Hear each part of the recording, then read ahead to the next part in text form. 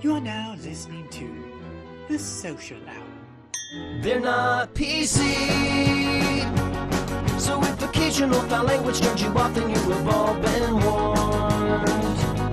This is the calm before the storm. Just put the money on the floor, kick it over me. No cops. I said no cops. Get ready for the Social Hour. Live from Deece World Studios in San Antonio, Texas. This is The Social Hour. On today's show, attorney and bail reform expert Ken Good. And now your host. With Trump back in office, he's thinking about changing his last name back to its original spelling, Casillas, Deece Casillas. Mullen Keen, everyone. Welcome to the show. This is the Social Hour. I am Deece. Thank you for coming back for another episode. We appreciate you hanging out. As always, guys, tell a friend if you enjoy the show. Let someone know. Rate us on iTunes, Spotify, wherever you listen to the show. I know we've had been off a couple weeks. I was traveling, but I am back. I've got a couple weeks worth of shows lined up for you now to get back on that monthly schedule. We did pretty good in 2024. Getting back on the weekly schedule, I should say, not monthly. So we're getting back into it, and I'm looking at a new dedicated studio space now that I'm kind of getting finally after 2 years getting settled in Texas, so we can get the full studio and a crew back onto the show and get this bad boy going full time again. So, but as for me, guys, go to deececomedy.com. Check out everything going on across the network, live shows. I will be at Artisan Distillery this Friday doing some comedy. I will also be at Upstage Comedy Lounge on December 8th.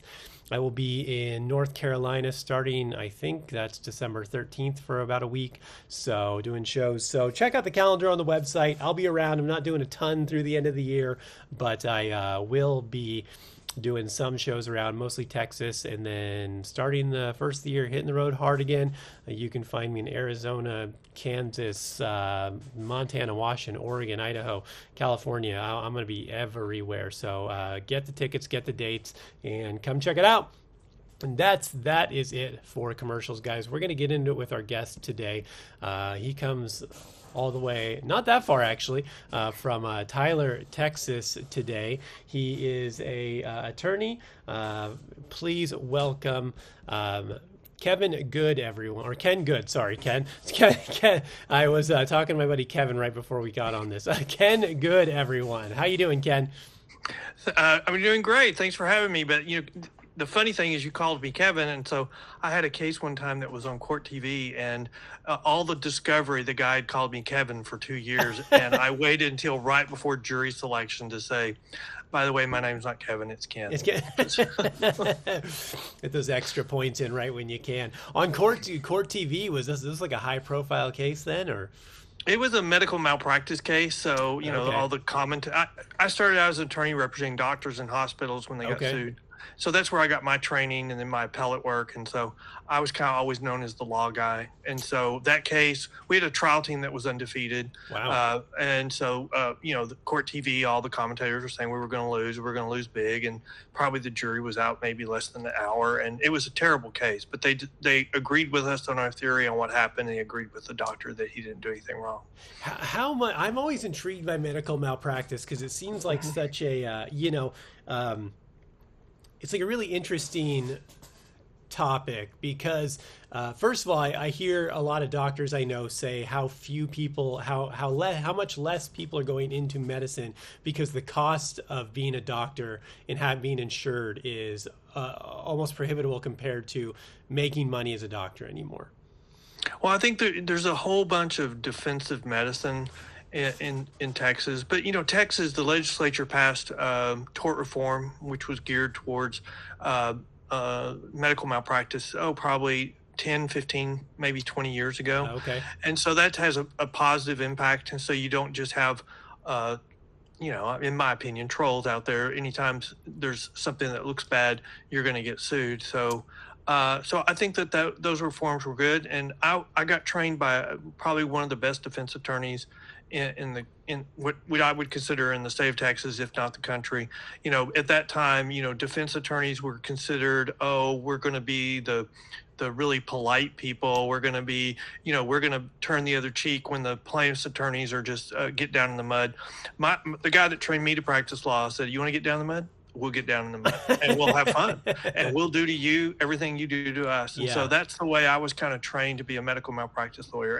And I really have always enjoyed appellate work. So, at the end, I went to a med-mal seminar, or we all did, and they had a section on new and important cases from the appellate courts. 3 of the 5 were my cases. So it's always been, I've been lucky in everything I've done. It turns into important issues. Yeah, I got to imagine, as a defense attorney dealing with your, ambulance chaser lawyers, that's got to be a nightmare.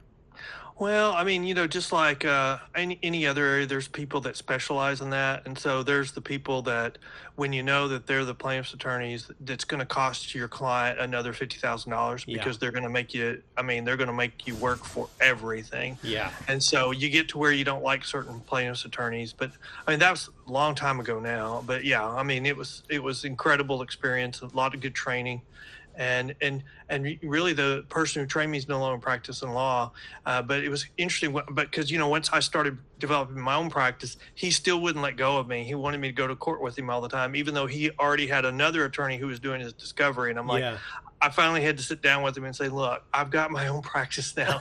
You've got somebody you're training. He was not me, but he's going to do as good a job as me. So you've got to take him to court." And so he finally agreed. Finally gave you some breathing space. Yeah. It's like when I moved to Texas, I started to see, you probably see him everywhere too. Those billboards with the guy with his 4, the 4, and all those lawyers who people get hit by trucks, by semi-trucks. Oh yeah. It's like a big thing in Texas. And I'm like, my God, how many people are getting smashed by semi-trucks in Texas? And they're like, I got my client $10 billion. Like, yeah. geez. Well, the reason why you have those billboards is because they have to carry at least a minimum of $1 million of insurance. The truckers. So that's a big thing for you to, shoot at. Yeah. But, and then at the same time, my father-in-law, my father-in-law went on vacation and he was in a car accident where a truck changed lanes and while he's in the other lane, and he died as a result of it. But I did medical malpractice until a bondsman got in trouble, had a bunch of default judgments, which means he forgot to file an answer. And so he asked somebody, "What kind of attorney do you hire for this?" They, "Well, you need an appellate attorney, and I know a good one." So I fixed that for him, started doing word of mouth, representing other bondsmen, finally became Texas counsel for several insurance companies. I go, I'm on the board of directors of the state association. We go to the legislature, argue for and against bills. And then with all the bail reform, I set about to become knowledgeable with my appellate experience, and I've written a bunch of articles on those subjects now.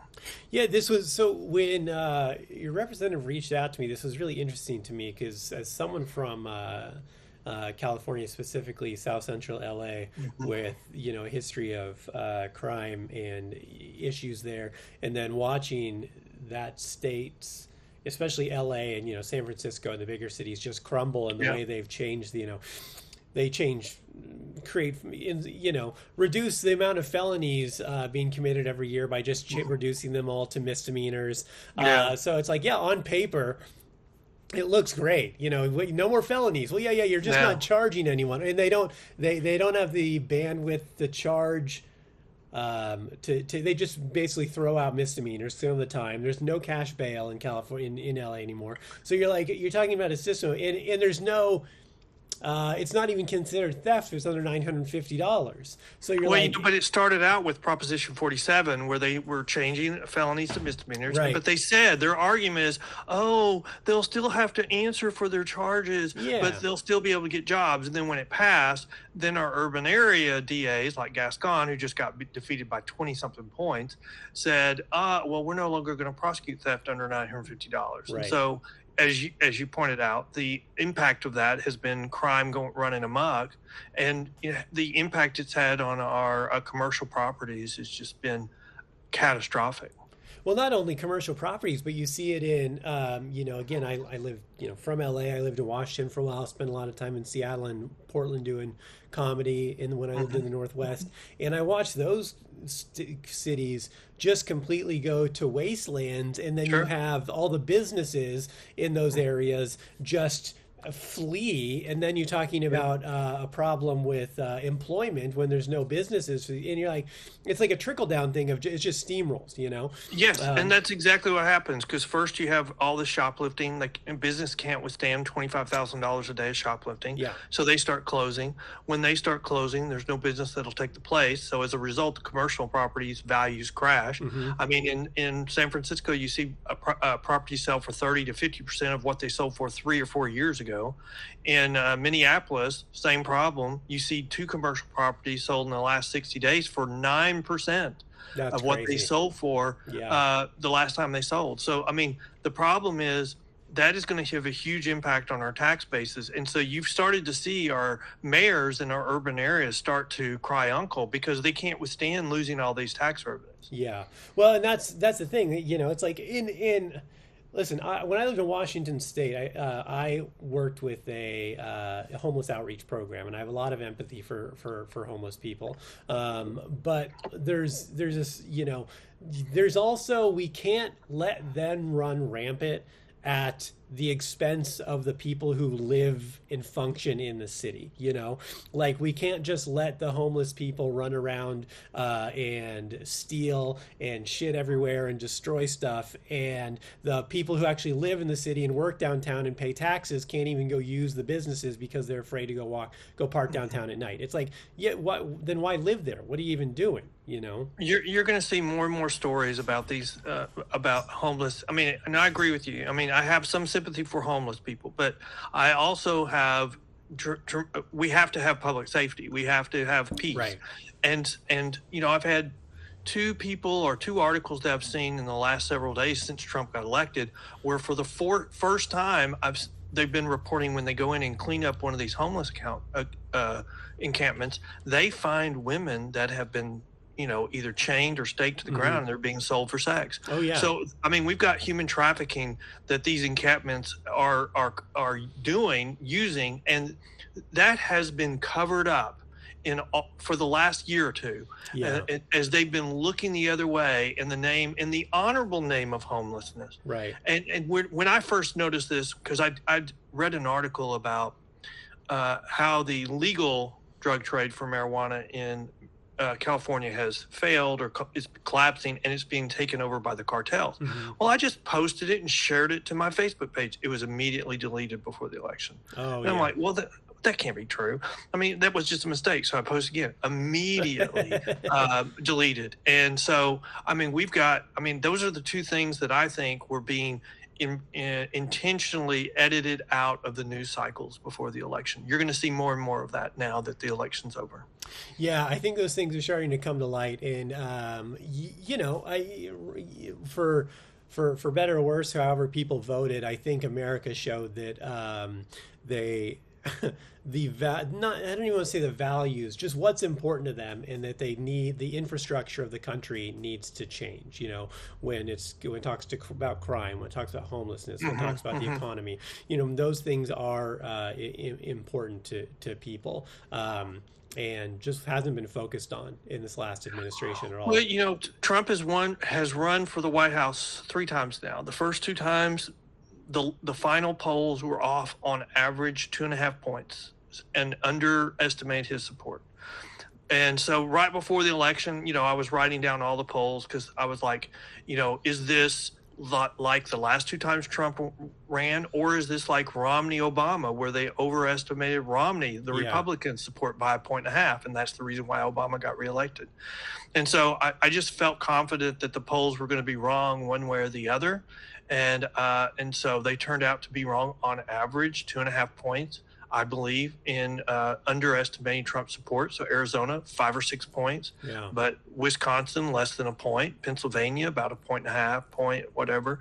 So I think I mean, the problem that I see with, before the election is all this polling. I think there's so much more push polling. Historically, we've always seen where there's been a period where the polls are trying to get people to move towards a candidate, but usually after Labor Day, it stops because they want their reputation to be maintained. Yeah. I just felt like this time all the polls sold their soul to the devil, except maybe a couple. Yeah. But when the poll came out for, where was Idaho, saying that that Trump was suddenly was behind by 3 when he was all the polls up till that he was going to win by 9 or 10. You knew that they'd sold their soul because he ended up winning by 13 or something. The poll was off by 13. Yeah, there was no way Idaho wasn't voting for Trump. Yeah. As someone who spent a lot of time in Idaho, there's no way Idaho is not. Well, but if you look at what was the reason why Trump won? I think crime was an important issue. Yeah. I think immigration was an important issue. Like here in Texas, every border county, which has a history of voting for the Democrat candidate, voted for Trump except one. Right. Now, that's a direct result of the border and immigration policy and the resulting crime. Yeah. I think we have this whole debate that we've been doing this debate for 3 years about, is crime going up? And you have one party just saying flat out, crime's not going up. Don't believe your lying eyes. Look at the FBI statistics. That's all they pointed to, and everything else showed crime going up. And so it became, is the FBI statistics correct or not? And a month ago, I wrote an article that was published in the Attorney at Law magazine, and I was just pointing out all the reasons why I thought the FBI statistics could be called into question.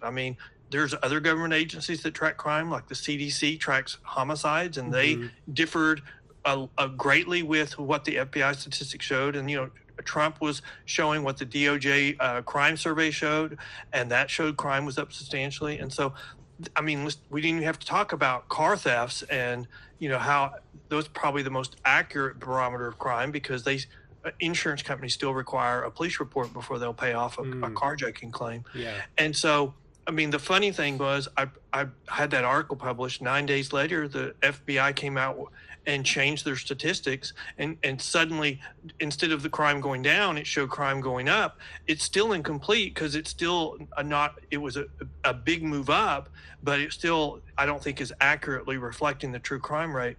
But the Attorney at Law magazine put a little postscript to my article saying, hey, 9 days after this article was published, the FBI changed it. It wasn't because of the article, but I think it was probably they were worried Trump was going to get reelected, and so they wanted to make sure that their statistics were as up to date as possible. But it took away all of their arguments on crime because it was the only one they had. And so what did they do? They immediately switched to Trump is Satan, Trump is Hitler, Trump is a fascist, and that's all they did for 7 to 10 days because they could not talk about crime anymore. Why do you think that is? What do you think, as someone who's embedded in this and does this for a living and has for a long time, and probably has some insight in legalese and other things that whether of us don't. Why do you think the FBI would either intentionally or unintentionally? Do you think they intentionally fudge the numbers? And if so, why do you think so? And who does that? Okay, I think there's 2 explanations for what happened. So let's just talk about what happened. So 4 or 5 years ago, the FBI changed the way they gather crime statistics. They moved to a new system. And the new system required all the police offices to buy new equipment so that it would be reported to them. And it was slow. The police groups have been slow to transition.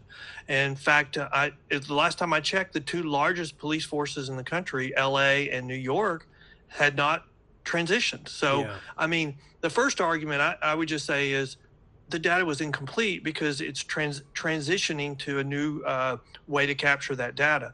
And so as new police forces got the equipment, and you could argue innocently that a new or 2 or 3 or 4 new police groups got the new equipment, and then they automatically updated their data, and it was updated to the FBI. And so They just reflected the new additional information when it was discovered.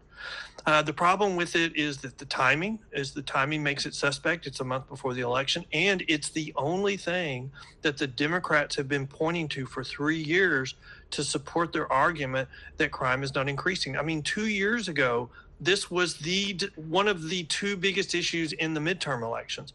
Crime, is it going up? We had one party say, no, look at the FBI statistics. And then the other thing they argued was abortion. And so I would argue crime would have been the deciding issue 2 years ago, but for the abortion issue being so fresh. Right. And so, and all the concerns about it so raw. And so here we are 2 years later, but you add the immigration issue to crime and then grocery inflation, and suddenly the cost of all that, abortion couldn't overcome the issue. And I promise you, I mean, a month before the election, I was telling all my friends, you get ready. This will be the month of abortion. All you're going to hear from them is the abortion, because they're counting on that to overcome all the other issues. And they did that, but it just didn't overcome them. Yeah. It's really all they had left. I mean, when a party is their only talking point is wanting to have the right to kill their own kids, it's like, man, maybe there's other important things that America cares about, and I think it shows when people talked with their feet in this one. People talked with their feet and they talked with their vote. But I think Trump made huge inroads in urban cities. So more people from urban cities voted for the Republican candidate than had ever voted for, I think, a Republican candidate. Now, why is that? Well, that's crime. Yeah. I mean, that's a result of crime. Right. And think about Trump. I mean, I would argue that there is no other Republican candidate that is in existence today that could have done this other than Donald Trump, because he has the money, he has the support system from his family. And he just said, no, this isn't right, and I'm not going to agree to it. And I mean, I just don't think there's any other person in the world that could withstand this kind of attack. So he won decisively. But imagine if we just take away this lawfare, and I mean, it's my opinion, that's exactly what it was. You take away that, I mean, his win would have been humongous. I mean, there's a story out after the election that said that at the time Biden withdrew from the race, his own internal polling was showing that Trump was on track to win 400 electoral votes. Wow. So the switch saved 88 electoral votes. It's still a landslide. I mean, it's still a landslide, but what could it have been even with all the lawfare? So if you take the lawfare out, it would have been a huge Reagan-esque type of landslide. Yeah. Well, I mean, really, despite not having a primary or anything, I don't think the Democrats had anywhere they could have gone, though. It didn't. There was no. I mean, Kamala was a horrible choice. You're talking. But she was also the only choice, because Right. if they did not choose her, they would have split the party. You would have because they picked a black woman. He promised that he would pick a black woman, so he picked her, and so they had spent a year. If you follow these stories, you would have seen articles where they were trying to replace her for the last year and a half, and she wouldn't go away. Yeah. And so when this happened, their choice was it was going to be her, or they were going to split the party. Yeah. I mean, it was they didn't have a lot of other options. But it's funny when you're talking about someone who had the lowest approval rating of any vice president in the history of the position, and then you've got someone who, when they ran for office in 2020, literally was polling at less than 1% and didn't even make it to the first primary. And then this is their, it's like talking about running a slow horse. Well, you look at they got $1 billion. Yeah. I mean, they got $1 billion. Look how they spent it. I mean, every celebrity that ever went somewhere for her was paid to be there. I mean, somebody confronted Oprah about it, and she said, I wasn't paid a dime. And so they pulled out the campaign reports to, that reports contributions and showed that two $500,000 checks were written to Oprah's production company for $1 million. Yeah. I mean, wow. And then you compare that. I mean, Trump had less than half the money, but his creativity, again, I don't think any other Republican could do that. His stunt at McDonald's. Yeah. That was priceless in value to him, and also the garbage truck. But I mean, my favorite meme after the election is him in McDonald's and his little apron with the little fry rack saying he was a former fry cook at McDonald's, and now he's president-elect of the United States of America. I mean, that was worth its weight in gold. I mean, the left couldn't give that up for 3 days. And I mean, I was just sitting there going, cha-ching, cha-ching, cha-ching. Those two stunts made up for the millions and millions and millions of dollars that he was short. Yeah. And they were masterstrokes. Well, that coupled with him willing to embrace new media and go on the podcast like the Rogan and Theo Vaughn and he did the Flagrant and these other podcasts he did with these comedians. I mean, you're talking about. Rogan alone was. It's like 100 million views. You want to talk about getting to and the most. The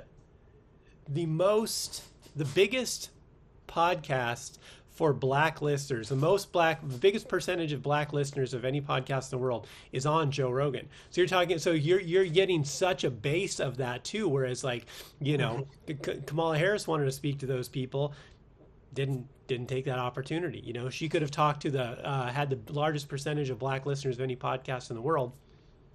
Yeah, but you know what? I think she's getting a hard rap on that. And the reason why is I don't think she could have talked to Joe Rogan. It's not that she was incapable of addressing the issues. It's just that her coalition was such that no matter what she said on pretty much the top 3, 4, 5 issues, whatever she said would have pissed off a half of her listeners. I mean, she can go out and say crime is rising and the FBI update shows it. So we have to change our course on what we're doing on crime. I mean, that would have lost her half her support. Yeah. And I mean, honestly, I don't think she could have handled a 3-hour conversation anyway. She would have fritzed out. That's you can. I mean, she's an attorney. She's a former attorney general. She's a politician. She could have talked for 3 hours. She just couldn't have.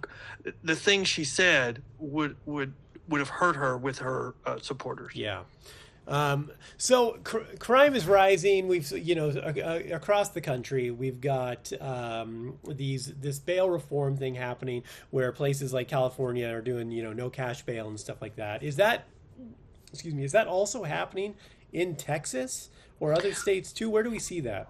Well, we see it. Okay, so let's kind of start with what is it? We have the private surety bail system, and then we have what we would call simple release, where you're released on your promise to come back. In California, we call it released on zero bail, and in New York, we call it released on no bond.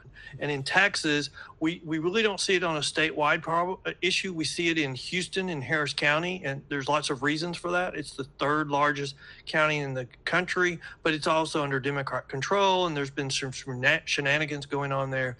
But they do a lot of simple release for misdemeanors there. They do a lot of simple release in California. I think they do all simple release in California for misdemeanors.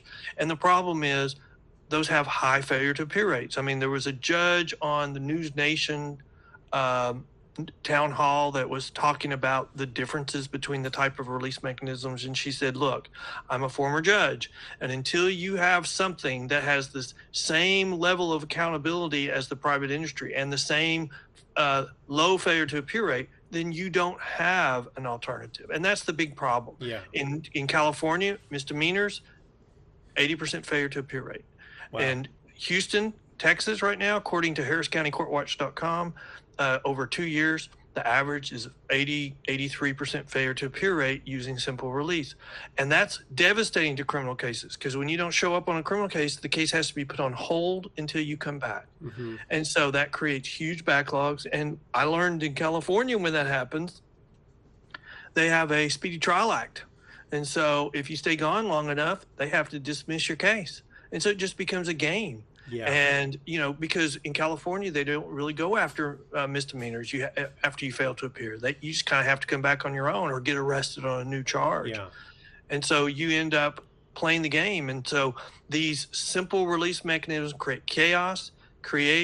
Chaos puts pressure to decriminalize by dismissing. And then when you dismiss a bunch of cases, criminals see that as a green light to commit more crime. Yeah.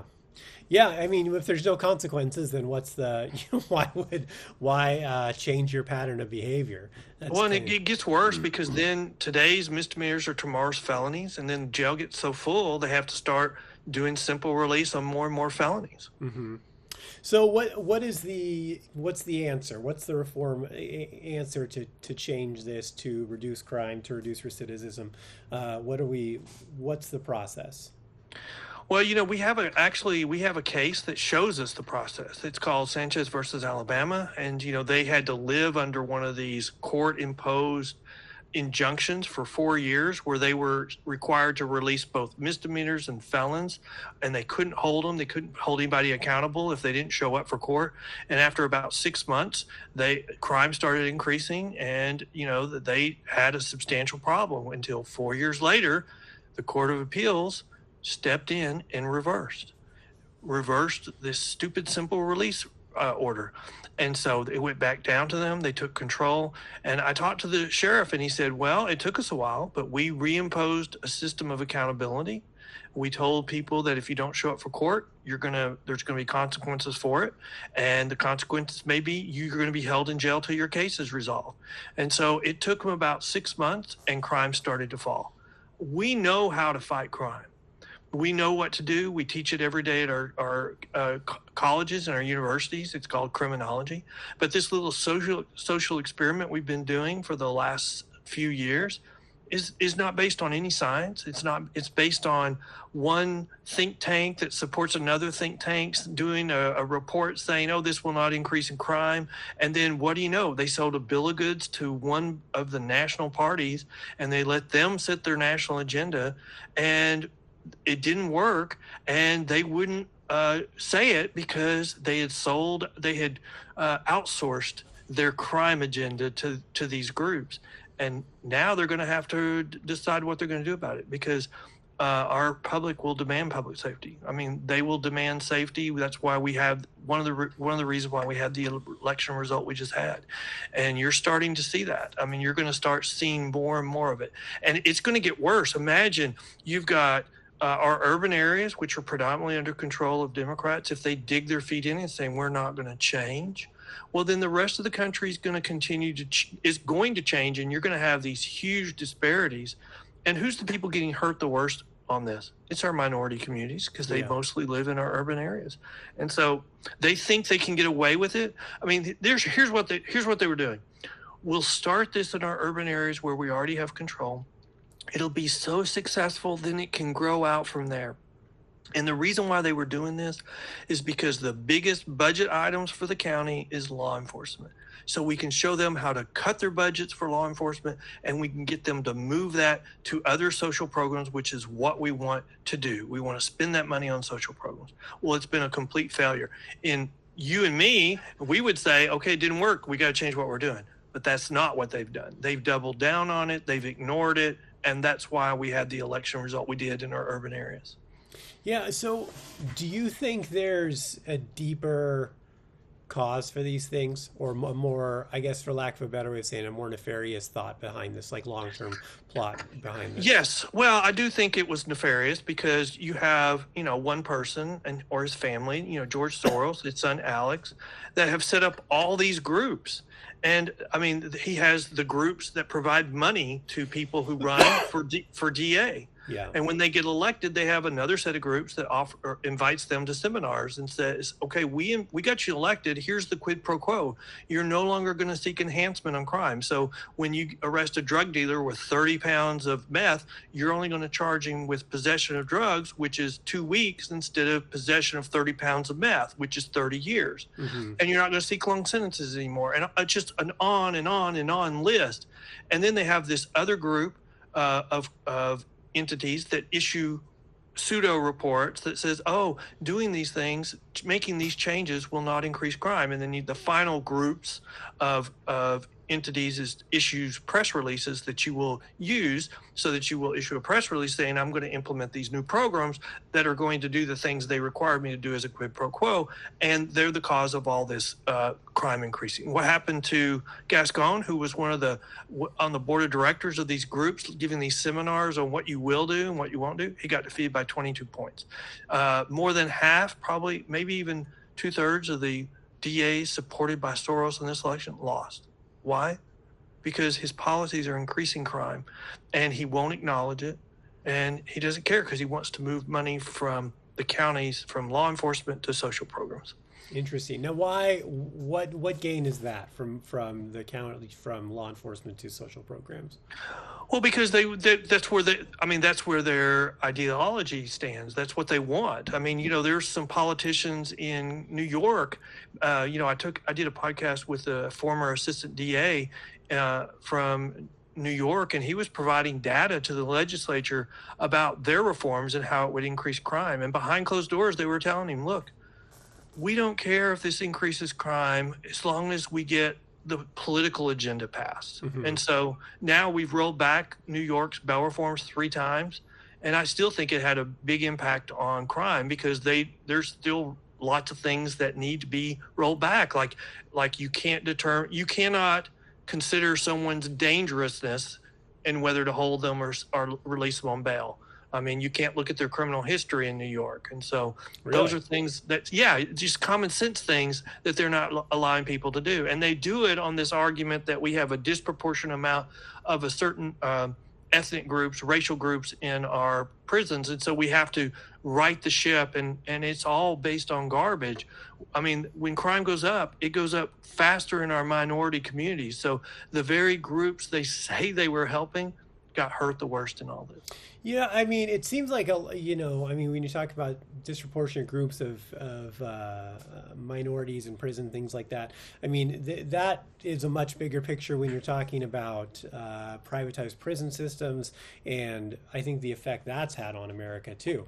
But, we have more data now. I mean, we've always had data that supported this, but, I mean, Minnesota, which is at the epicenter of all this, they started tracking all racial groups from the person who reported the crime all the way through the person arrested and how they're treated through the system. Mm-hmm. And so I think 2022 is the first report they released, and it showed that by a huge margin, 10-1 over other races, blacks report crimes on a 10-1 ratio. So, I mean, we have a disproportionate amount of crime being committed by one racial group, but once they get into the criminal justice system, they're treated better than other racial groups. So you can't say the system is racist when the very group that they're saying needs to be treated differently is getting a better treatment once they get into the criminal justice system.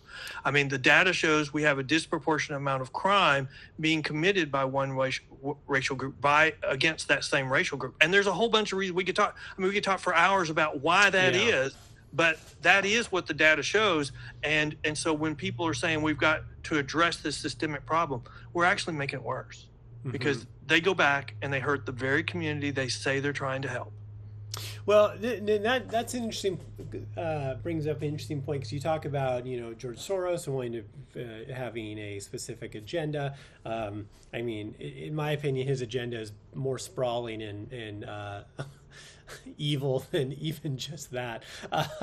But people have talked about, during like the defund the police stuff, people were talking about, I think a lot of that kind of got lost in the true idea of it was not defunding the police, but so much, which some extremes did have that idea, and they were nuts. But there was initially some people who were talking, we want to redistribute funds to have some social issues to alleviate pressure from the police force of doing certain things where that maybe they're not equipped to do. But some of these arguments, I mean, I did a debate with an attorney from the Civil Rights Corps, and they're the mm-hmm. ones that are filing these lawsuits across the country where they keep losing on appeal, but then they keep doing press releases how they win. We won at the trial court. Well, yeah, but you keep getting reversed at the Court of Appeals, and you make the same arguments every damn time. But they're saying, they were arguing, well, really the whole problem with crime is we just don't have enough housing. So if we would just give someone housing, they wouldn't be committing these crimes. I mean, to me, that's just a crazy argument. Yeah, I'm it's not like, sure that's... so someone has mental issues, someone has, they're problem children, they don't fit into society. We're going to fix all that by giving them a house. I mean, I was like, really? That's your response to murder? So if they do 2 murders, do they get a summer home? The real problem in our urban areas is the government has failed families. Yeah. I mean, they failed the drug war in our urban areas, and they've also failed economic development. Look at the riots that we had. I mean, people closed their business and nothing came back, so it made it even worse. So they don't have an education. They don't have anything to fall back on because their family situation's all to pot, and they have no economic opportunity. But now the government is saying, we failed you all those times, but don't worry. We're going to fix it now in the criminal justice system, in the bail reform. I mean, I think their track record is one failure after the other. I mean, when the murder rate in the United States, or the statistic is 50% of all murder victims are young black males, Mm-hmm. and predominantly the murderer is a young black male as well, and we decide in bail reform that we're going to favor the young black male murderer over the young black male dead guy, we've just made day night. Yeah. And we've turned up to down. Well, and that's I think I was kind of getting at is I think part of the problem is these are all treating symptoms and not treating the sickness. Mm-hmm. And obviously we have to deal with bail reform and these issues.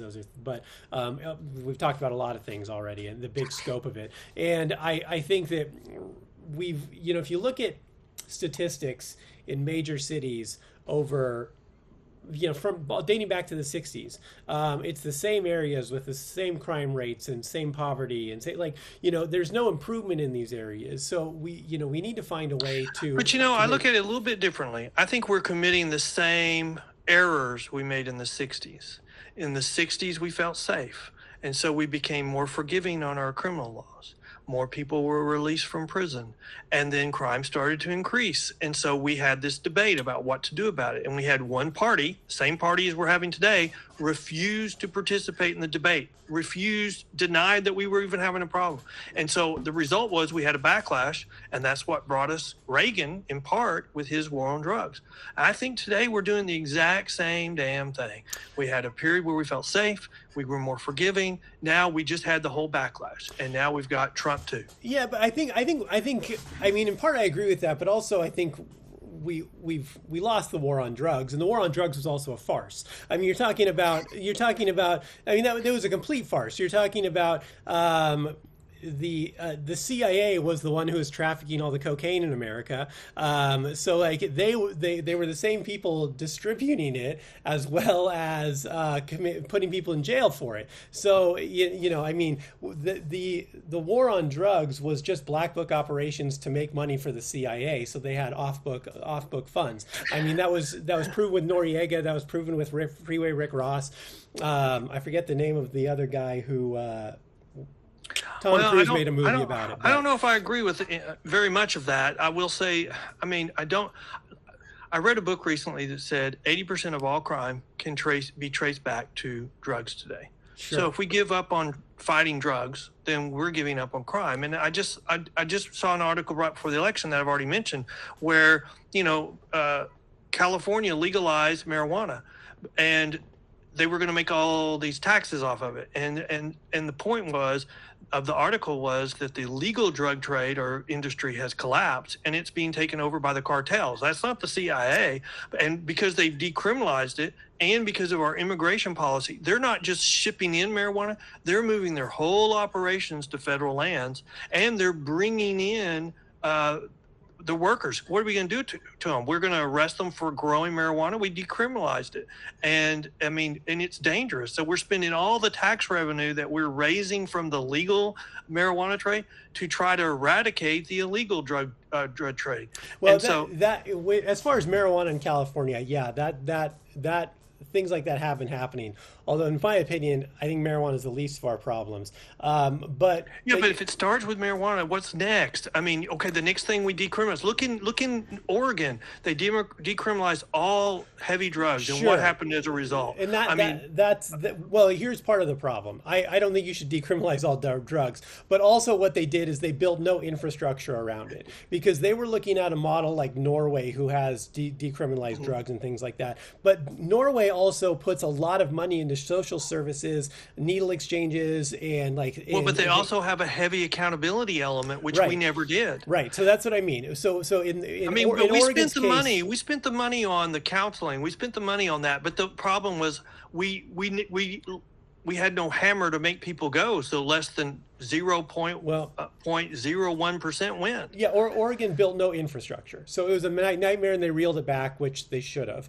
Yeah, absolutely. They let those laws expire. But, I mean, there's some drugs that I think are a problem, cocaine, meth, heroin, fentanyl, things like that.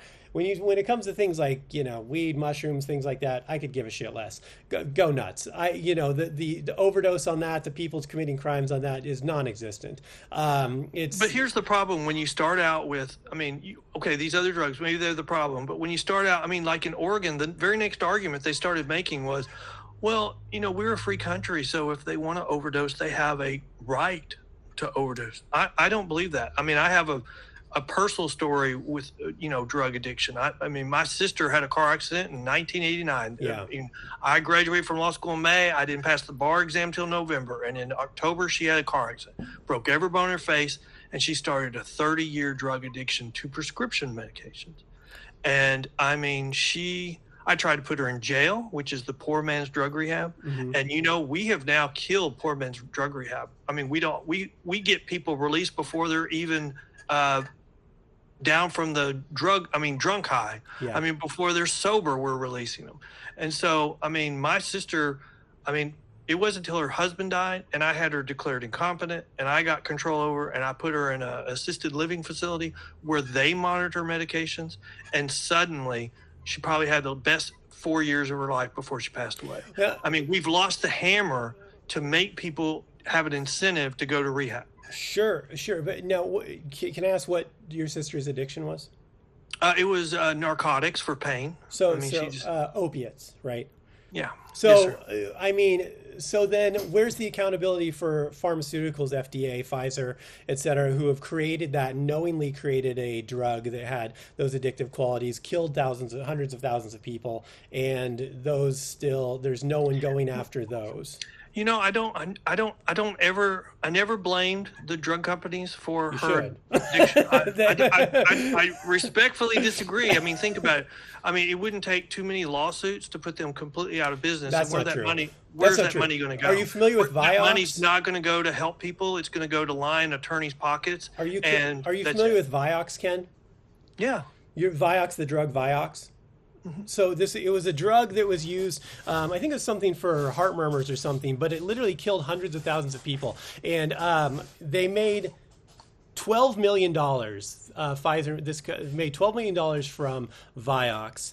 And they were finally sued by people because there were so many deaths from it. There were internal memos that said they knew how many people it killed, knew it was going to kill people, but it was worth the monetary risk to do so.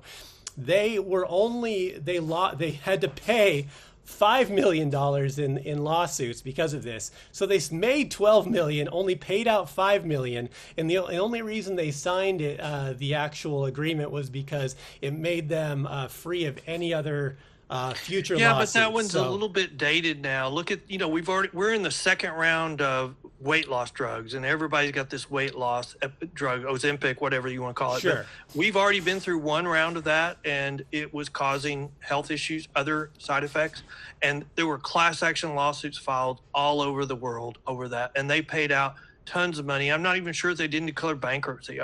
Or some people did.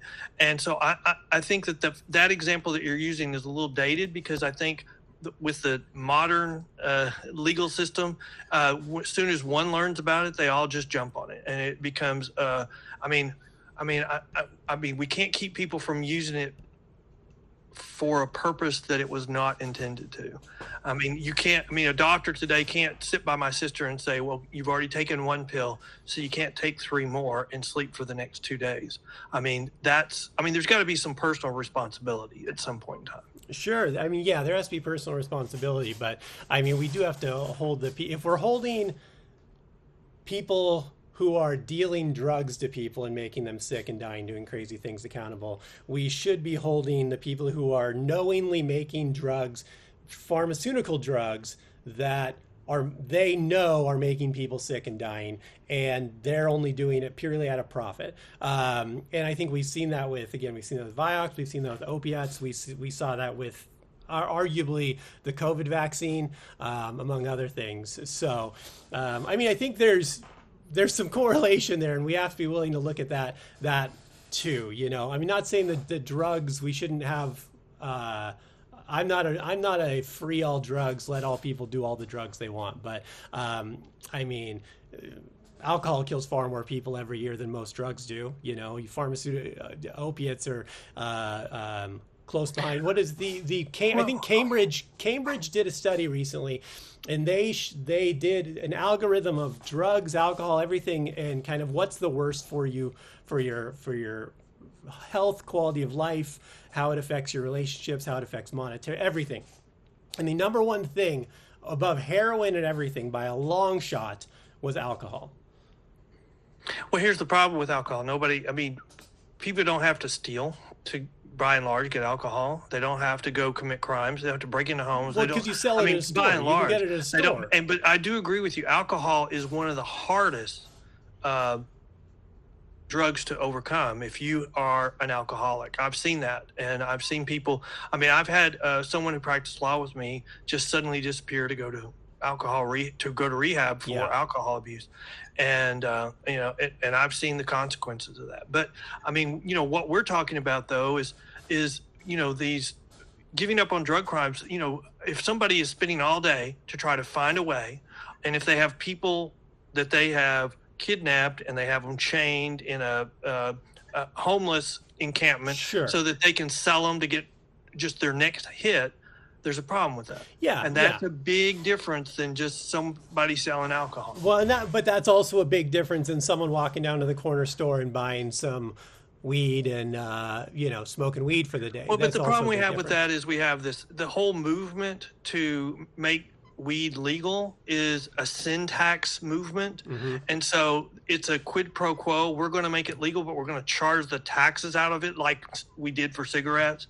And so like they do fewer for alcohol. people use it. And that's just not going to work. That is not going to work for weed, because the black market has such a huge toe already into the industry. So, it's really a fight for, do you want to have the black market or do you want to not have it? Well, when it comes to the black market, that's just, again, going to happen. And there's no way around. You can't stop a black market on anything. There's a black market for iPhones. There's a black market for Nikes. There's a black market for everything. There's always going to be someone wanting to capitalize and commit crimes. I'm not saying we don't try to curb that, but that doesn't mean we necessarily have to curb that and also the legal version with everything. Those things aren't necessarily have to be one and the same, because then otherwise, if we're talking about everything that's dangerous and someone creates a black market on, well, that's everything. People go back to pharmaceuticals. There's people out there. That's how a lot of people are dying from fentanyl. They're buying these pharmaceuticals from online that are laced with fentanyl. That these pressers you used to be able to go down to border cities in Mexico and buy pharmaceuticals. It was the same pharmaceuticals you'd get in America, just cheaper. Now those are being pressed with stuff like fentanyl and cutting, and people are doing that and people are dying. So does that mean we get rid of all pharmaceuticals because they're dangerous, or do we just go after the black market? Well, we have to have, so I think we're seeing what happens when we decriminalize all heavy drugs in Oregon. In fact, it got so bad that they allowed the laws to expire because they couldn't stand the impact of it. Yeah. And so it's a question of, what are we as a society willing to put up with? And I think by and large, I mean, when you start having cartels what they're doing is they're taking drugs, legal drugs, and they're making them a powder, and then they're putting fentanyl in it because it's so cheap, and that makes them now have twice the amount of drugs. So that's why they're lacing it. Right. And so that's not okay. It can't be okay. It can never be okay. Yeah. And so how do we make that safe? And we have to attack the cartels. We have to attack whoever's giving them the drugs, which is coming from China, from what I read. And we have to put consequences for all that. But we don't just have an open border with no consequences, and we don't start decriminalizing our drugs to make it easier to do all that. What we've seen for the last 4 or 5 years has made the problem much worse. That's the reason why you have people voting against that. The problem, the debate that we're talking about is probably the larger debate that we're going to be having for the next decade or so until we resolve it. We need to review all of our criminal laws and decide, what do we want as a crime going forward? What do we not? By requiring our DAs to have that debate, it is undermining the legitimacy of our criminal justice system, because like in Harris County, they've got programs where they're no longer prosecuting small amounts of marijuana. And then you've got Montgomery County right next door that is. Well, I mean, the public doesn't understand why Harris County is and Montgomery County is not, or vice versa. And so they start thinking that there's some corruption in the criminal justice system and that they're using it to pick on certain minorities. And so that we can't have that we need to have as little of that as possible as a society so that we have trust in the system. Now, do you think it should be something like a states' rights system, a states' rights issue, or a federal issue? Are we talking? Well, the problem we have is most crime is prosecuted by the states. So, for the bail system, we have the federal system, and then we have 50 state systems. Right. The vast majority of crimes is prosecuted by the states. And so, but, everybody wants to use the same system as the feds, which is a catch and release system, which really doesn't use the private surety system very much. But the problem is it's kind of developed into they hold 75% of the people arrested until their case is resolved. There is no state in the country that could stand to hold 75% of the people arrested. So we have to find a middle ground. And when the pendulum swings too far to the left, which is where we've been for several years, and people just get simply released and they start setting records for being arrested and committing another crime the same day, 4 or 5 times. During COVID, we got like 10 people, someone arrested 10 times during a day. We were tracking it for who's going to set the record.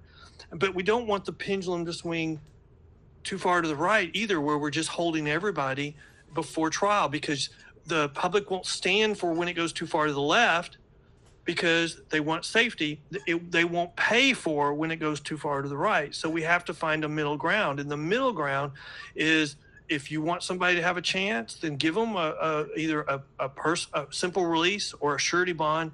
If they fail to appear, then there has to be accountability and consequences for it. And it's kind of the difference between a charge-based release mechanism versus an individual assessment. So, in New York, no matter how many times you're arrested for this small crime, you're going to get released, even if you do it 20 times in 2 weeks.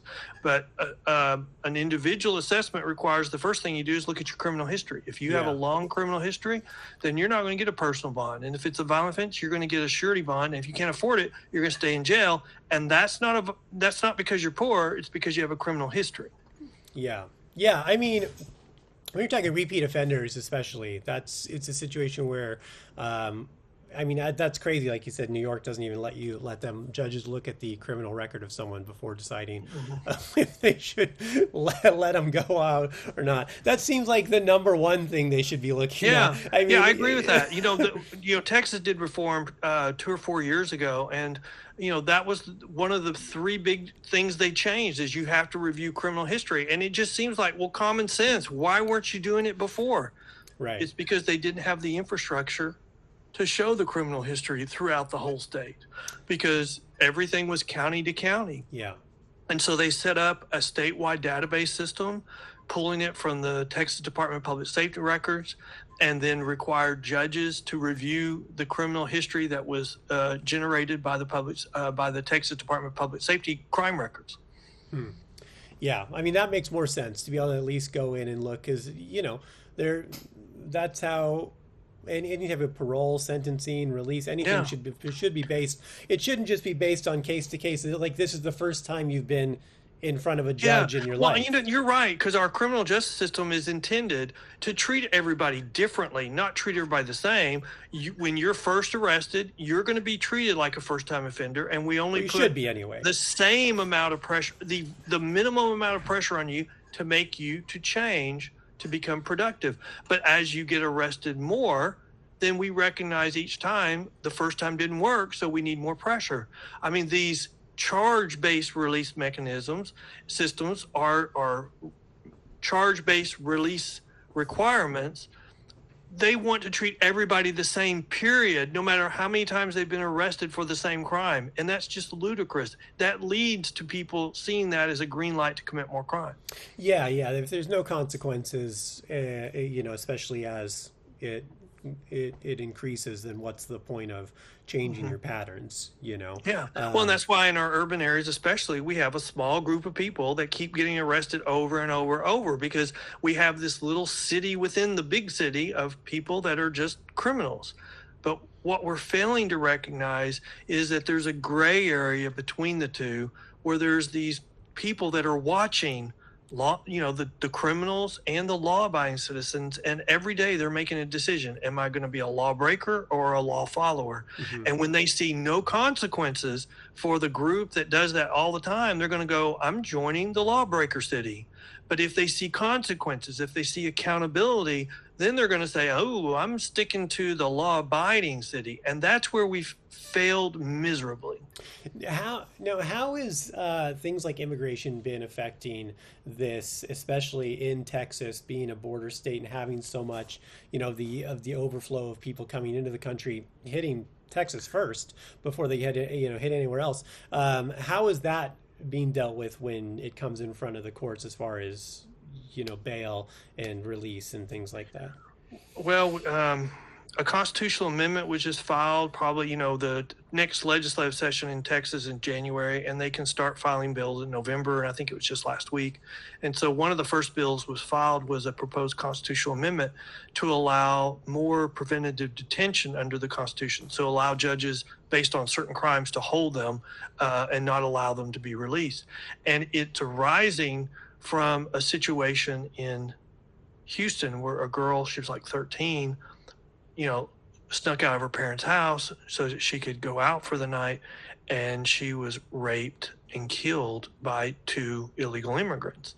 And so you're seeing, crime by illegal immigrants documented all over the country, and you're seeing, some of it we've not heard of until the Trump campaign started talking about it. I mean, this whole thing about gangs from other countries that have come here illegally now taking over apartment complexes. And probably most of the your listeners have heard the exchange between JD Vance and someone from CNN, where they were saying, well, it's just a few apartment complexes, and he's like, are you listening to yourself? Yes. One apartment complex in the United States allowing a gang, whether they're illegal or not illegal, to take it over would be improper. Yeah. And we've got elected officials looking the other way because we got an election and they don't want that to be in the news. That's completely. Suddenly in the United States, crime has become so political. Mm-hmm. And we're always going to have politics and crime, but we got to take it down 10 notches. Both parties used to be law and order parties, but for some reason, with, I think, these outside influences, we've got one party that has just become, the free-for-all for increasing crime.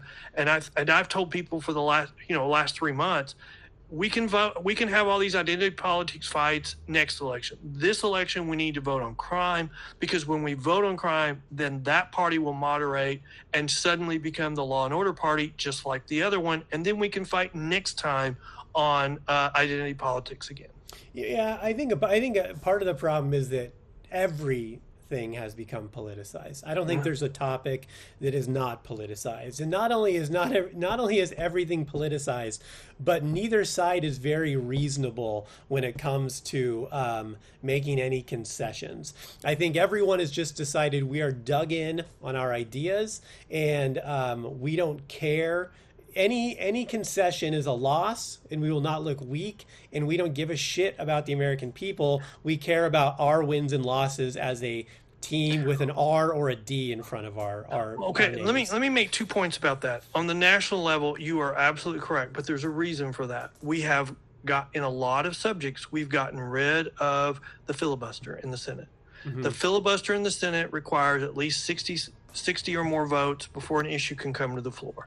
And so that was the mechanism that required moderation. It required simple steps. And so when something passed with bipartisan support, in the next presidential election, when there was a change of parties, we didn't spend the first 6 months or the first month undoing everything that the other party did. That's never been seen before Obama. And so suddenly now with the limiting, and some people talking about getting rid of the filibuster, we're now governing from the extremes. And it's exactly right. Every time you lose an issue, it was stolen. You're no longer was it a fair fight. We were, our people didn't come out and vote. And so you see the Democrats doing that now. Whenever the Supreme Court rules on something they don't like, Supreme Court's illegitimate. And then the second point I would make on that is the experience of Texas. We live in Texas. Texas is a conservative state. It has always been a conservative state. Even when it was a Democrat state, it was a conservative Democrat state. Yeah. And the reason why it's not a Democrat state today is because the Democrats don't have room for conservatives. They've run them off. Right. And so statewide races right now in Texas, the Republicans win by 13 points. Yeah. I mean, look at Cruz. He just won by 9. But there's a reason for that. For you to raise the money to be able to have a statewide race in Texas, you have to take positions with the money people in the Democrat Party that they will give you money. Well, the positions you have to take to get them to give you money disqualifies you from ever being able to win a statewide race in Texas. Yeah. And the Democrats tried a different approach with Allred. They said he was a moderate, but all they did was say he was a moderate, and then all of his voting came out, and he was anything but a moderate. So you've got the money people on both sides pushing extreme issues. I mean, from the extremes of both of the spectrum on both sides. And until we find a way to get back to the middle and do incremental steps, we're now stuck in this repeat every time the White House changes sides. We're going to have a flurry of executive orders first thing to try to undo what the last party did. It's ridiculous. Well, and I think we are unfortunately perpetually stuck in that until we have a very large overhaul, which will not be pretty, whatever it ends up looking like.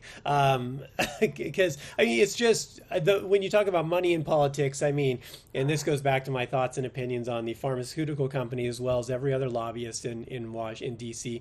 But politicians make $300,000 to $500,000 a year, but somehow we're all billionaires. It's all the lobbyists and the special interest groups and things like that, and that's where our laws seem to be coming from. They're what's good for them, not what's good for the American people. And that's big picture, but it does also reflect on what you're working on too, where they don't care about cities crumbling apart in crime, because it doesn't affect them. But yeah, it's just. I've said this a million times on this podcast in my life, but in my opinion, all politicians are criminals, and we should probably hang all of them. And I think we'd be better. But you put all, it's just, it's all based on money and special interest groups and where they can benefit from. Well, I do think we have a very hard dilemma right now on what to do, especially on these very important issues like criminal justice reform and bail reform. Bail reform is such an easy target because nobody wants bondsmen. You can understand that real easily, but when you realize that there is no alternative, that there's only one thing the bondsmen do is get people to go to court, and they get to go to court in less, and they miss court less than 10% of the time. And the alternatives that we're trying currently either have a 50 or 80% failure to appear rate. Then you see there's no alternative. And what is I gotta ask, Ken, what is someone's justification? Like, steelman this for me, like what is someone's justification of, obviously not yours because you're working against this, but you deal with these people. What is their justification for the process they're using now as opposed to bail? Because statistically, I mean, I agree with you 100% in as far as this is concerned. Like, you're talking 50 to 80% not showing up. Of course, there's no reason, there's no accountability. Whereas, but look in California when they passed this Proposition 47 to change certain felonies down to misdemeanors, and then they quit prosecuting them. Right. What did they call that? They called it the Schools and Safe Streets Act, something like that. I mean, so it actually did the opposite of what they were proposing, and so it was very misleading, and there's a reason for that. I mean, in California, they had some courts put a cap on how many people could be in prison, and they were way over it. Sure. So they had to find ways to start releasing people, and so they started this lie to the public: oh, we're going to do this, but don't worry, it's going to make you safer. It's not going to increase crime. And it was a lie every time, because every time they knew it was going to increase crime. And so what with rolling back Proposition 47, because Proposition 32 did that just at the election, and it passed by a huge margin. Now we go back to the problem they originally have. They need to build additional prison space. And, this is a problem that's been around forever. Schwarzenegger set aside billions of dollars to do that, and he could not get it done. And so it's a stranglehold, a political stranglehold, to force criminal justice reform because they're unwilling to do what they need to do. And so that's the biggest problem we have, is politicians who are in, either I agree ideologically, or they're in the pocket of someone who's pushing an agenda. And I would argue that the National Party on one side of the spectrum drank the Kool-Aid, allowed them to set their policy, and now they've lost the House, the Senate, and the presidency, in part because they were sold a bill of goods, and it was all wrong. Yeah. So you're, I guess, to answer the question, you would say these people, in their head, do you think they're doing the right thing, or do you think they're just it was just kind of a mandate top down? Hey, well, I think it's a coalition that passed. When a president is elected, it's a coalition. I think there's part of the coalition that are the true believers. We're just helping people, the downtrodden. But you've got a part of that coalition that are troublemakers, and you've got a part of that coalition that has an agenda to move funds from the police law enforcement budget to social programs. And the easiest way they can do that is by saying, we don't need all these officers. We can defund the police, and we'll have all this extra money. We can move to law enforcement, and we can release more people from jail and save all this money and move it to social programs, and we won't increase crime. And so when you hear that, you're just being lied to. Now, how, in your opinion then, in expertise, how do you fix this problem, or how do you approach it? Because there's so many prongs to this, but I do agree, we do need more social programs. We do need more things to again fix not the symptoms, but where this starts. And where this starts is all family and education. As someone who grew up in South Central LA in the 80s, at the height of gang violence, at the height of the crack epidemic, at the height of violence with the LAPD in the Rampart district, and every Rampart the problems they were having. I saw it all growing up. I saw it all, and there's a lot of problems involved with it. But I would start by saying, the government has already failed on all of these things that you're talking about. They've already failed on these social programs. They've already failed on fixing families. They've already failed on, drugs in our urban areas. They failed on economic development. So that's not really the goal of the criminal justice system. I mean, if we need all that Sure. addressed, but we need it addressed before you get to the criminal justice system. When you Right. get to the criminal justice system, it is intended to give closure to victims, to give justice to victims, and to impose the amount of pressure that needed on the defendant to either put him away or cause him to change his direction so that he or she will be a productive citizen. And so we're now trying to make the criminal justice system do things it was never intended and can't do. And let me give you one example. I think this is the best example on that. Mental illness. All of the training for mental illness is, we're going to support you. When you tell me something, I take it at face value. I'm your counselor. So I don't dispute it. I don't question it. I am there to support you. When we put mental health when we make the Harris County Jail the largest mental health facility in the state, it does not mix with criminal justice. And right now, with all this bail reform, what mental health, when you say I've got a mental health issue, that becomes a King's X on the criminal case. Well, we're going to dismiss the case because poor you've got a mental health problem. Well, what do you think our career criminals figure out of that? Oh, I've got a mental issue. Yeah. And we can't question it because we're going to send a mental health worker in there and talk to them. And they've been taught, we're supporting you. We take what you say at face value. And so we've got people who are cooking the system and they're using it to get out of criminal cases. And we can't have that. Well, here's the thing. I agree and disagree with both those things. Because we do need mental health in prisons, because otherwise what's the point of prison besides it's reform? We want people to be reformed. Do we want to just lock these people away for X amount of time and nothing has changed, or do we want them to be reformed? I don't think that the mental health should subvert and replace your penal sentence, but it should be combined with that. So when you are released, we truly have done our best to rehabilitate you. Because if you just lock someone in a box and then let them back out, you're not actually fixing a problem. They're just older, mental health is a huge spectrum of issues. Sure. And so the problem we have is we have a large group of them that they get out of jail, they get off their meds, and they can no longer be controlled. Mm-hmm. An incident happens, they get arrested, they go back to jail, and suddenly they get back on their meds again because they couldn't afford them, whatever reason. They don't have family. Nobody was making them take them. Right. And so it becomes just a vicious cycle. But also, sometimes people with mental health issues are high functioning, very smart. Mm-hmm. I mean, you got schizophrenia where, I described my sister at one point because she had a brain injury, but she was very smart. And I said, she has lost her moral compass.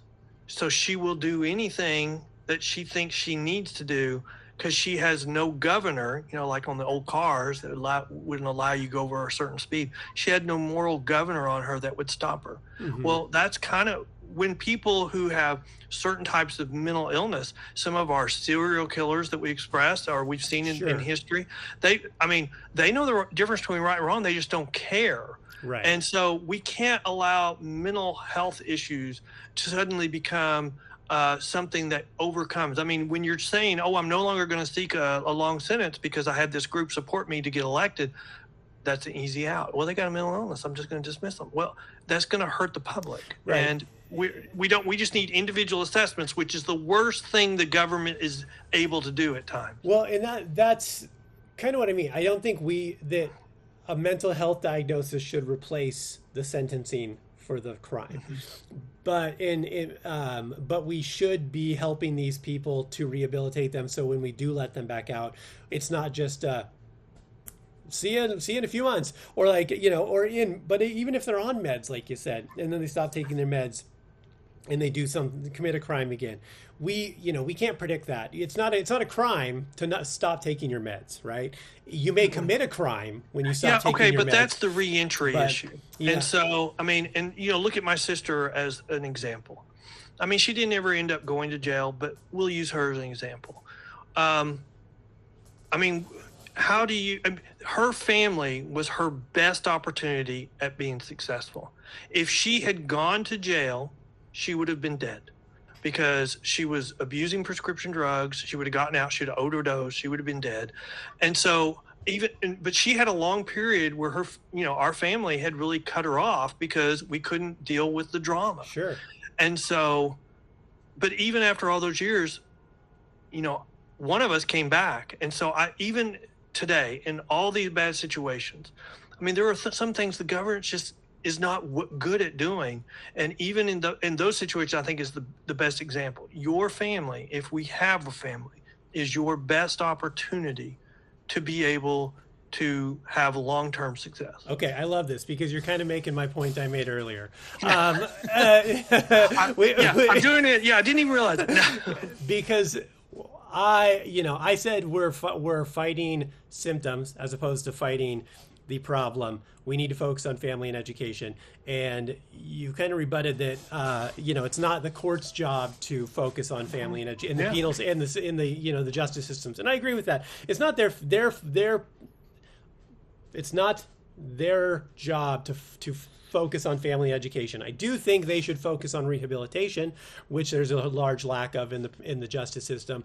But you just said, your sister's biggest opportunity was her family. Well, the government does have an opportunity, whether it's local is probably better than federal, to start focusing on family and education in areas, especially poor, in urban areas that have the largest problems. And if we started putting more, because we can't just be like, well, they have problems, so when they go to jail, we got to deal with it. Well, yeah, but that's just going to continue the process because we're not plugging the leak. We're just letting it leak and fixing it when the water starts making our socks wet. Here's the problem we've got. The mental health people, they're not constituents of anyone running for office.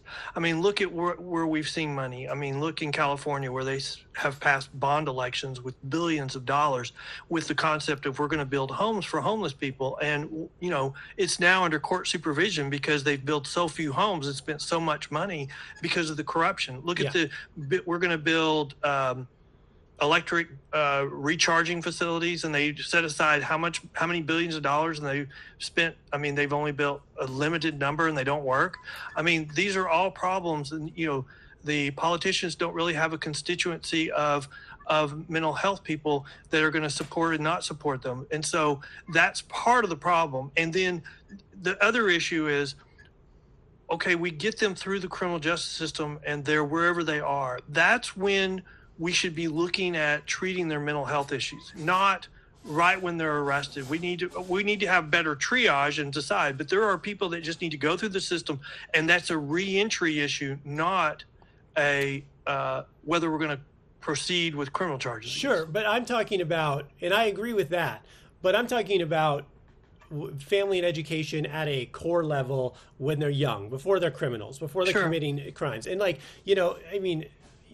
basically, but that's a generation thing. We're so lost on families in our urban areas already. Well, so that would take a generation to change. Right. Well, so and what are we do we just not start?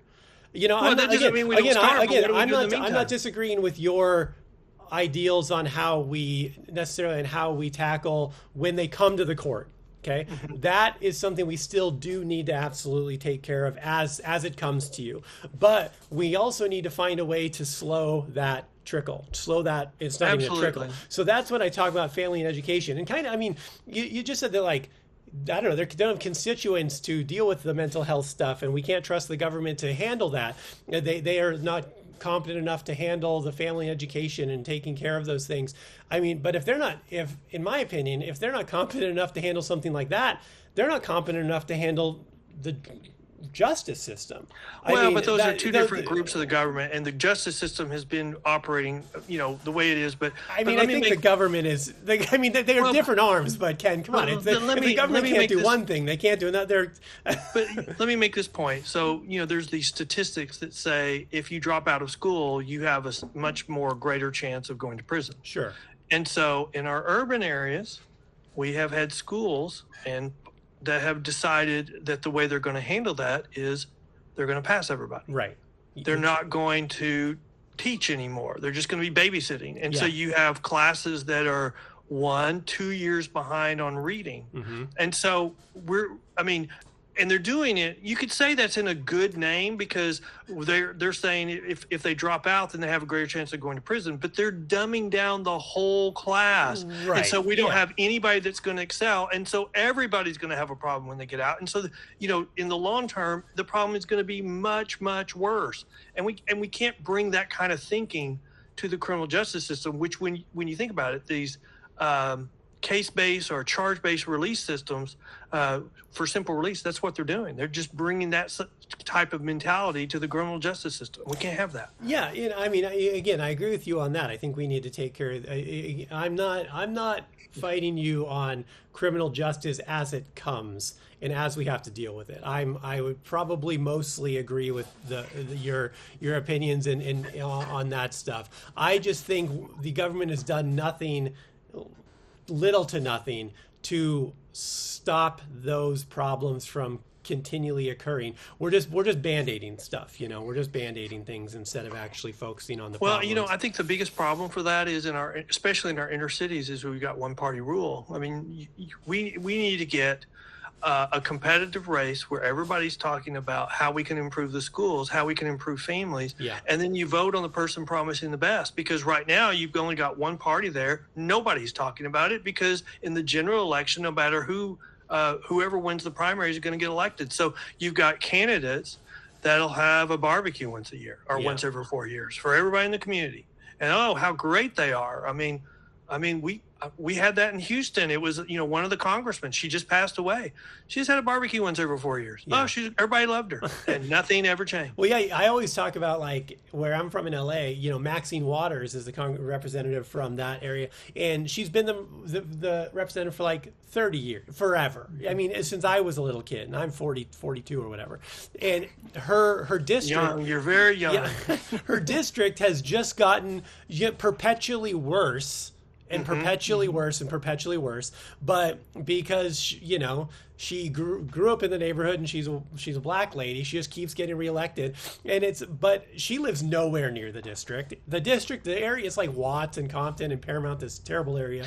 So I think this election was the first time that changed, and it didn't change a lot because the Democrats still won the urban areas, but by the smallest margin probably in a generation. Yeah. And so they're looking at that and going, "Oh my God, oh shit!" Yeah. And if that continues, then we'll never get reelected again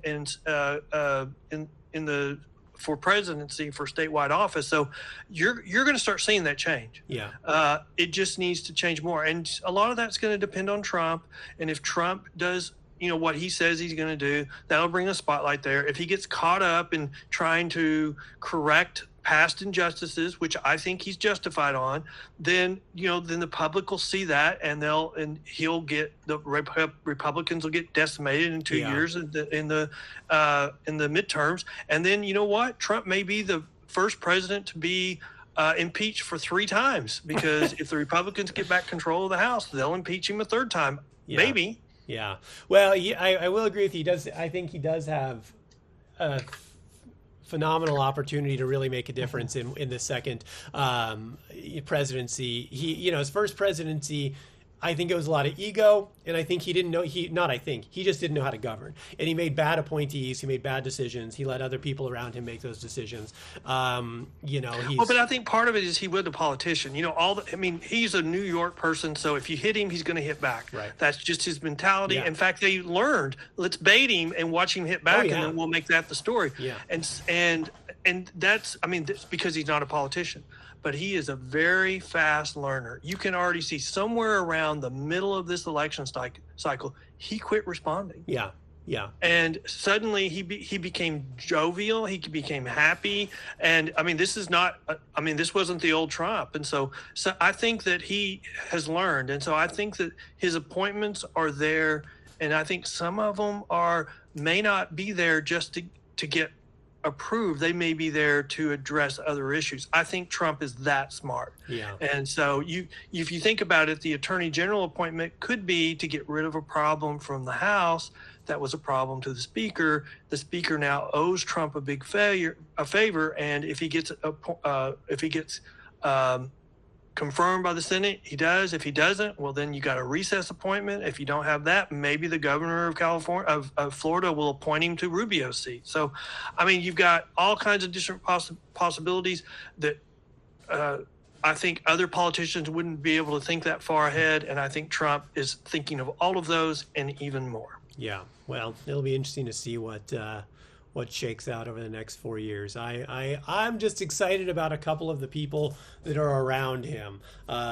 That's my hope. You know, yeah, you put people like Tulsi Gabbard, Vivek, and RFK around you. I think you've got some interesting ideas to potentially.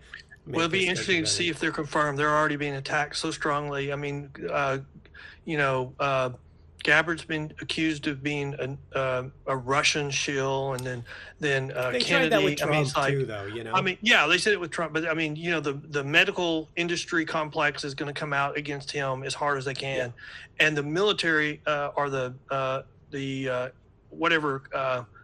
Gabby's enemies are going to come out in force. So, but on the criminal justice side, I am very hopeful, because what we're doing now is not sustainable. I think the vote for president and for senators and congressmen, House members across the country, I think showed that, along with the border policy. And so I think it will have to change, and I think we're starting to see change. So I'm very hopeful for that.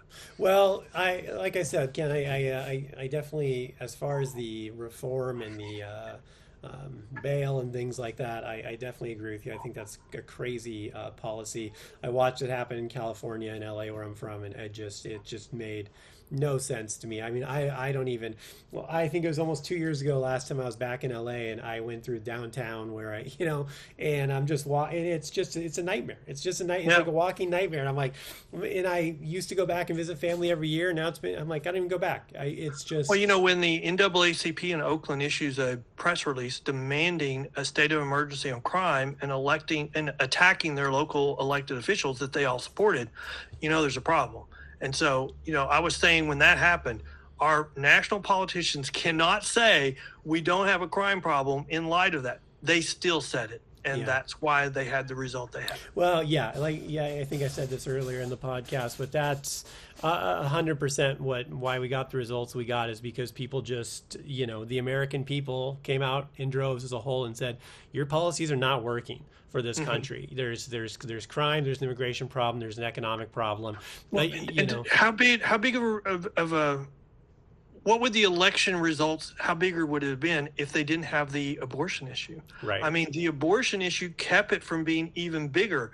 It didn't stop it like it did 2 years ago. So if you didn't have all the lawfare and you didn't have the abortion issue, I mean, we're talking Trump's in Reagan area. And so I think you almost have to put him in Reagan area because he still won. Yeah.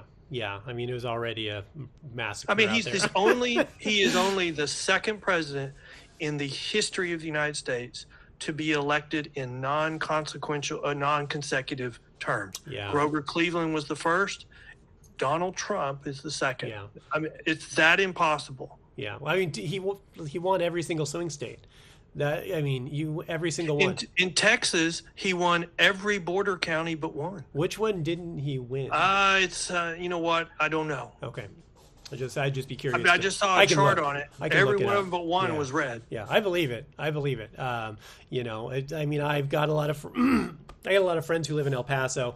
I go down there quite a bit for comedy and stuff. And I'm Hispanic. They're all Hispanic. Even those people they're just like, listen, it's crazy. This is crazy. Yeah. All the border guards or all the people who work border control, most of them are Hispanic. Sure. But they understand a problem when they see it. And it's just been crazy. So. Anyway, Ken, we've been at this an hour and a half. I don't want to keep you all day here. But Well, I was going to say, is your name Joe Rogan? right, yeah, I've done 3-4 hour podcasts with people, so it can go long. I just don't. I mean, I could go all day, but I don't want to keep you. I'm sure you got stuff to do. So, I appreciate you coming on. This has been an interesting talk. Maybe we can revisit and later this year or next year and see how things are going and what direction we're headed, if it's the right way or not. So, is there anything any last words? Anything you want to say? Anything where people can support the what you're doing, or I don't know how they I don't know if there's anything coming up or what. Well, I would say if people want more information about me or my organization, you could go to pbtx.com, the Professional Bondsmen of Texas. So pbtx.com. We have a blog where we highlight important law enforcement stories, but we also have our own podcast, and there's a link to both of those on our menu. But you can also go directly to our podcast at thebailpost.com. Bail is in BAIL, but thebailpost.com. And that's all we talk about, criminal justice issues. You want to know what the New Jersey plan is? We've got an episode on it. You want to know what charitable bail funds are and why they're being limited by certain states? We've got multiple episodes on it. So okay, sounds good. I'm going to check it out. Well, Ken, I appreciate you coming on. Next time I'm in Tyler performing, I'll get you some tickets to come see the show. All right, great. So, guys, as for me, go to deececomedy.com. Check out everything going on across the network. Again, I've got a couple live dates still through the end of the year. They're a little limited. You guys that follow me know I've been working on the comic book series Kill Stand that's out right now, so get those. First issues are out, second issue's coming soon. That's kind of the focus till the end of the year, and the second issue should be coming out around January, so keep an eye out for that. And that's it, guys. So as for the Social Hour, I've been Deece, and for Ken, thank you all very much, and we will see you all next week.